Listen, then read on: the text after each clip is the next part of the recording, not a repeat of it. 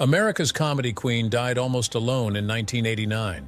The woman who once commanded 44 million viewers every Monday night spent her final years in a Beverly Hills mansion that stayed eerily quiet. Her children rarely visited. Her famous friends disappeared. The phone stopped ringing. But what happened to transform television's brightest star into a recluse nobody wanted to see? The answer isn't what you think. It wasn't a scandal or bankruptcy or public disgrace. The truth is far more haunting because it reveals something about success, aging, and control that nobody wants to admit. Lucille Ball's isolation began decades before her death, rooted in childhood trauma that shaped every relationship she ever had. By the time she reached her 70s, the very traits that made her a pioneer had become the walls of her prison. Lucille Ball was 3 years old when her world first shattered. February 1915. Her father died from typhoid fever at just 27 years old, leaving her pregnant mother to care for Lucille and prepare for a baby she'd raise alone. What came next carved something permanent into young Lucille's understanding of love and security. Her mother, devastated and unable to cope, sent Lucille to live with her strict maternal grandparents, while her newborn brother went to other relatives. The message was clear: safety was temporary. Family could disappear at any moment. Lucille would recall strange details from that day. A picture falling off the wall, gray sparrows pecking frantically at the kitchen window. These images left her with a lifelong terror of birds. Even at the height of her fame, she would refuse hotel rooms decorated with bird paintings. Her grandparents were strict Methodists who ran a disciplined household. Young Lucille learned that love came with conditions. Work hard, never show weakness, keep feelings locked away. These lessons would serve her career brilliantly but haunt her personal life forever. Just as things stabilized, disaster struck again. Lucille was around 12 when an 8-year-old neighbor boy wandered into her family's backyard shooting range at the worst possible moment. A shot rang out. The bullet struck his spine, leaving him paralyzed for life. The boy's family sued and won. Lucille's family lost everything: their home, furniture, insurance, standing in the community. Her grandfather, crushed by guilt, never worked again. They were forced to leave town carrying the weight of shame and financial ruin. For Lucille, it became proof that stability was an illusion. Trust was dangerous. Letting your guard down invited catastrophe. At 14, Lucille fell for a 21-year-old troublemaker named Johnny DeVita. Her mother scraped together every penny and sent Lucille to the John Murray Anderson School for Dramatic Arts in New York City. Instead of opportunity, it became another rejection. Lucille struggled while her classmate Bette Davis thrived. The instructors told her she lacked talent. Some even refunded her tuition. Drama school taught her exactly one thing: how to be afraid. But fear fueled something else entirely. She returned to New York in 1928, chasing the dream everyone said was impossible. Then rheumatic fever struck, confining her to bed for nearly 2 years. Most people would have quit. Lucille came back more determined, landing a modeling job with Hattie Carnegie, who demanded she bleach her brown hair blonde. Through the 1930s and early 1940s, Lucille took whatever film roles she could get. Over 75 movies, none breaking through to A-list status. Hollywood labeled her the Queen of the Bees. What nobody understood was that Lucille wasn't just building a career, she was constructing armor.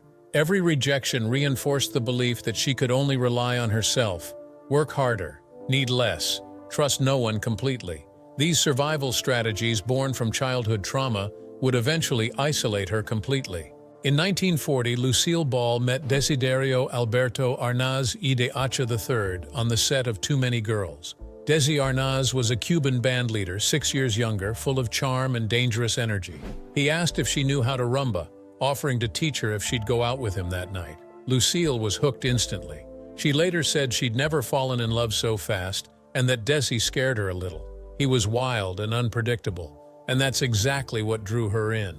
The attraction was intense enough that crew members started placing bets on how long it would last. After the film wrapped, they maintained the relationship through expensive long-distance calls. Then, in November 1940, after a fight about Daisy seeing another woman, they eloped in Connecticut, just 6 months after meeting. Their marriage shocked Hollywood. In the 1940s, interracial couples faced enormous prejudice. Studios didn't believe a Cuban man and a white woman could work on screen together. Lucille later called their elopement the most daring thing she'd ever done. Her friends gave the marriage 6 months. She gave it 6 weeks. The problems started immediately. Desi traveled constantly with his band while Lucille worked early studio hours. But the deeper issues cut far worse. Desi had grown up believing infidelity wasn't a betrayal of emotional loyalty. His own father had taken him to a brothel at 12.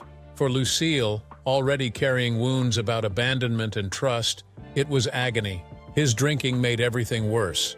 By 1944, just 4 years in, Lucille filed for divorce. Their fights were constant and loud, but even after filing papers, they couldn't stay apart. They reconciled in what people called a fiery reunion.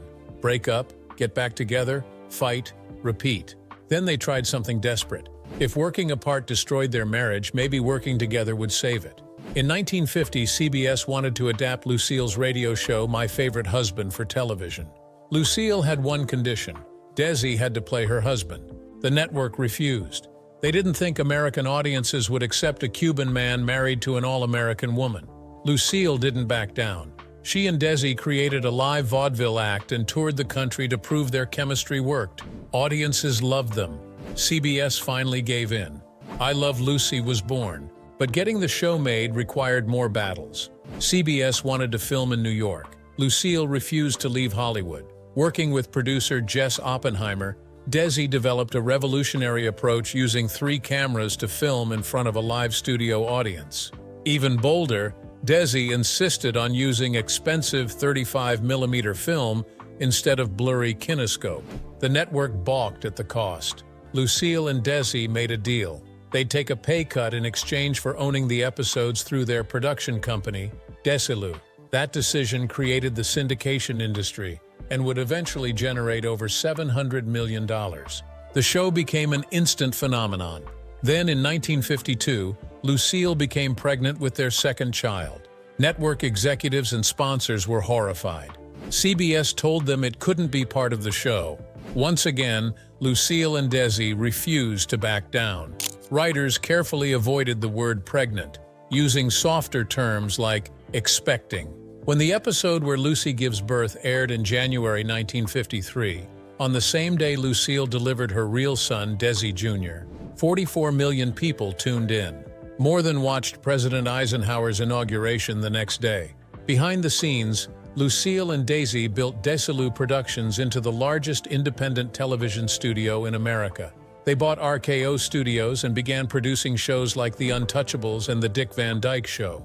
From the outside, they'd created an empire together, but the marriage continued crumbling.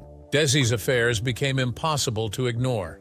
His drinking intensified. By 1960, after 20 years of trying, Lucille filed for divorce again. This time it stuck. What shocked Hollywood was what happened next. Lucille bought out Desi's shares for $2.5 million, becoming the first woman to run a major Hollywood studio. Many doubted her. She was a comedian, not a business executive. But Lucille proved them wrong immediately. In 1966, she made one of her boldest moves. 2 expensive new shows landed on her desk that her entire team said were too risky: Star Trek and Mission Impossible. She approved them anyway. Both became cultural landmarks that spawned multi-billion-dollar franchises. By 1967, Lucille sold Desilu for $17 million, walking away with enormous profits and a permanent legacy. She'd shattered the glass ceiling, pioneered syndication, and transformed television production. But the cost was already becoming clear. The perfectionism and control that built her empire were the same forces beginning to push everyone away. In November 1961, Lucille married comedian Gary Morton. He was 13 years younger and claimed he'd never seen I Love Lucy because he was always working Monday nights. That actually impressed Lucille. It meant he wasn't dazzled by her fame. Their courtship was quick, just 11 months. But the marriage would last 28 years until her death. Gary was everything Desi wasn't: stable, reliable, sober. Where her first marriage had been characterized by passion and pain, her relationship with Gary was marked by companionship and safety. Friends noticed he functioned primarily as her protector and gatekeeper, managing business affairs and creating a buffer between Lucille and the outside world. The dynamic worked professionally, with Gary becoming an executive producer on her subsequent shows. But something was missing. The Lucy Show and Here's Lucy were successful and showcased Lucille's enduring talent, yet they never reached the iconic status of I Love Lucy. Lucille was acutely aware of this declining cultural impact, and it fed a growing insecurity about her relevance. The 1970s brought complications she couldn't control through work. Her teenage son Desi Jr. started dating actress Patty Duke, who was 6 years older. Lucille was furious despite having been in a similar age gap romance herself. She issued harsh ultimatums, threatening to cut Desi Jr. off financially and remove him from her will if he didn't end the relationship. Desi Jr. believed his mother's anger stemmed from her obsession with protecting the family's public image. Patty Duke later admitted she didn't hold a grudge but was deeply hurt by the treatment. The situation escalated when Duke married a man named Michael Tell in 1970. The marriage lasted 13 days. Then Duke announced she was pregnant, sparking rumors that Desi Jr. was the real father. Lucille was horrified. After spending decades building a wholesome, family-friendly image, here was a scandal she couldn't script or control. The press had a field day. When Duke gave birth to her son Sean in 1971, the hospital had to hide his name from reporters. Desi Sr. and Lucy visited the baby. Lucille did not. She stayed away, protecting her image even at the cost of family connection. Years later, DNA tests proved Michael Tell was Sean's biological father, but the damage was already done. The headlines and gossip became exactly what Lucille feared. Her need for control had created a rift with her son that never fully healed. This pattern extended to all her relationships. The perfectionism that made I Love Lucy groundbreaking now made her difficult to be around. She had definite ideas about everything, from career choices to child rearing, and wasn't shy about expressing her opinions. Her adult children sometimes found maintaining close contact emotionally draining because of her strong personality and impossible standards.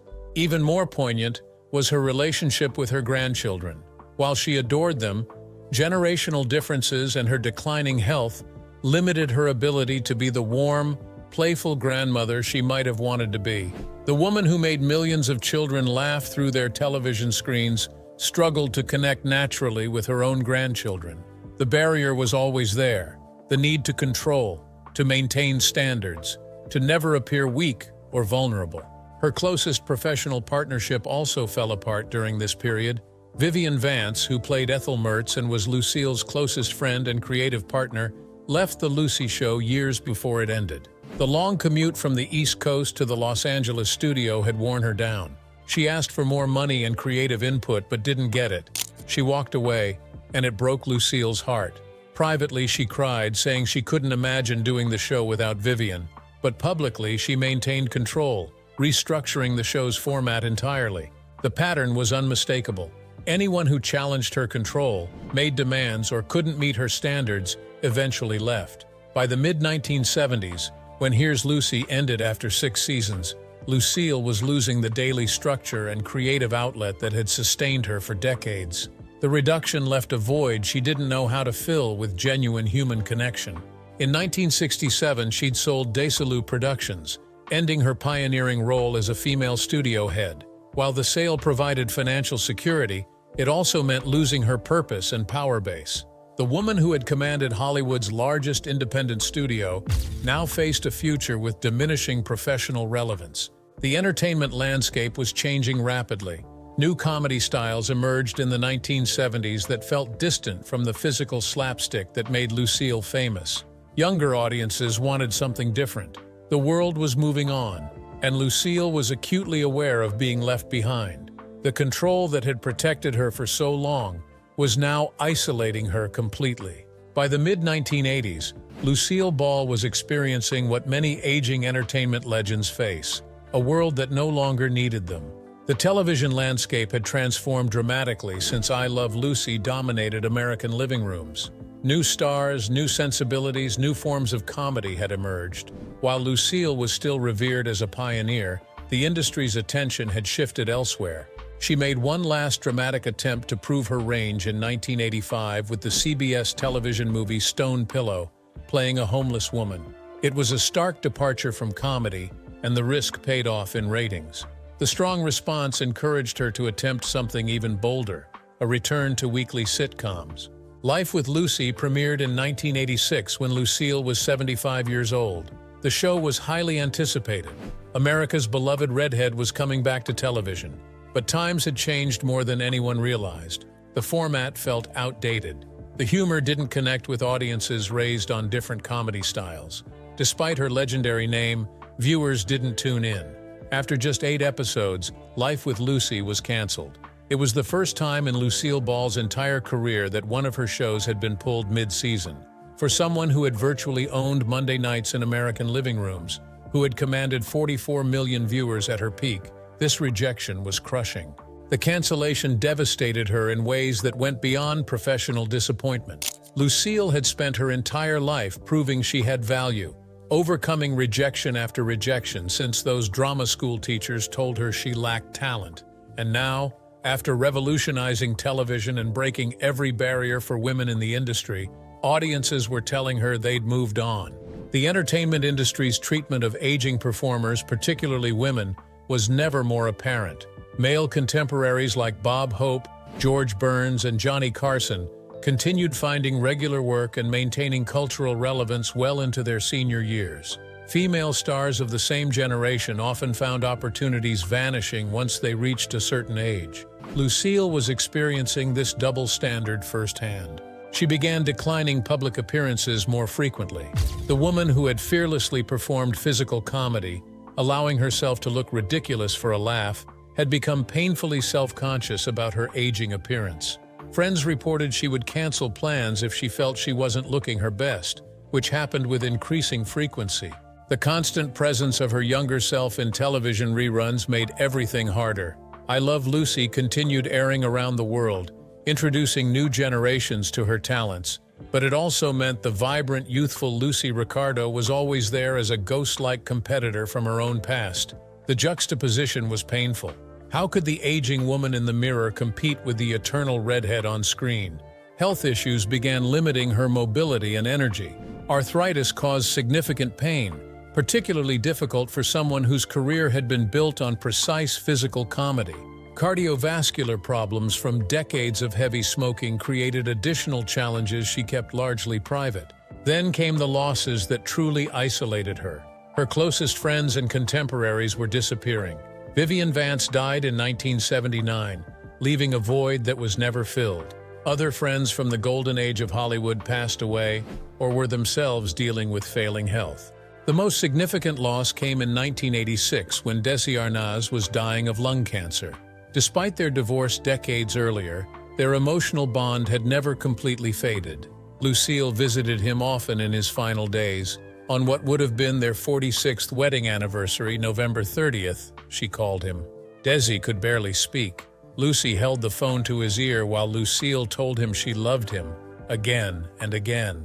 Desi nodded and managed to whisper that he loved her too. Then, with what little strength remained, he told her good luck with her show, referencing Life with Lucy. 2 days later, on December 2, 1986, Desi died with Lucille by his side. One of the few people who truly understood what she'd built and sacrificed was gone. The generation that had grown up with her was vanishing, and younger stars weren't calling to visit or seeking her wisdom. By the late 1980s, Lucille Ball's beautiful Beverly Hills home on Roxbury Drive had fallen into an eerie stillness. The mansion that once buzzed with Hollywood energy now sat mostly quiet, occupied primarily by hired help. The phone that used to ring constantly with invitations and opportunities barely made a sound anymore. Her children, Lucy and Desi Jr., had their own lives, their own families, their own careers. They loved their mother, but the relationship had always been complicated by her controlling tendencies and impossibly high expectations. Visits happened, but they weren't frequent. The emotional weight of interacting with Lucille, even in her final years, could be exhausting. Former colleagues were mostly gone or dealing with their own aging challenges. The industry that had once revolved around her had moved on to new stars and new stories. Lucille was still respected, still honored, but increasingly alone. She made her final public appearance at the 1989 Academy Awards, standing beside Bob Hope to a standing ovation. It was a bittersweet moment. The applause acknowledged everything she'd contributed to entertainment, but it also felt like a farewell. The industry was saying goodbye to an era. 1 month later, on April 18, 1989, Lucille was rushed to Cedars-Sinai Medical Center with severe chest pain. Doctors discovered she had suffered an aortic dissection, a life-threatening tear in the main artery of her heart. She underwent emergency surgery that lasted hours. Initially, it seemed she might recover. Fans sent thousands of cards and messages of support. But 8 days later, on April 26th, Lucille felt sudden pain radiating through her back. A second rupture had occurred. Doctors worked desperately for nearly an hour trying to save her, but her body couldn't withstand the trauma. Lucille Ball died at 77 years old. The world mourned. Tributes poured in from across the globe.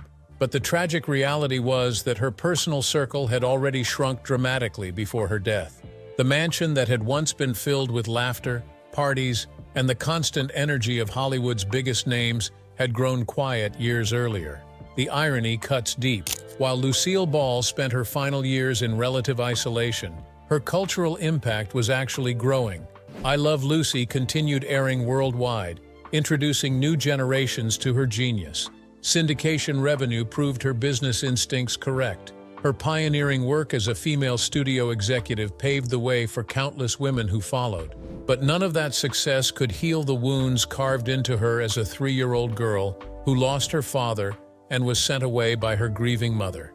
No amount of fame could repair the trust shattered by childhood trauma and tragedy. The perfectionism that made her a legend was born from deep insecurity, from a desperate need to prove her worth in a world that had so often made her feel unwanted. Lucille Ball transformed television forever. She broke barriers for women in entertainment. She created an empire from nothing but talent and relentless determination. Yet the very traits that made all of that possible also built the walls that kept people at a distance. In the end, the woman who made the entire nation laugh spent her final chapter in a silence she'd constructed herself, one protective barrier at a time.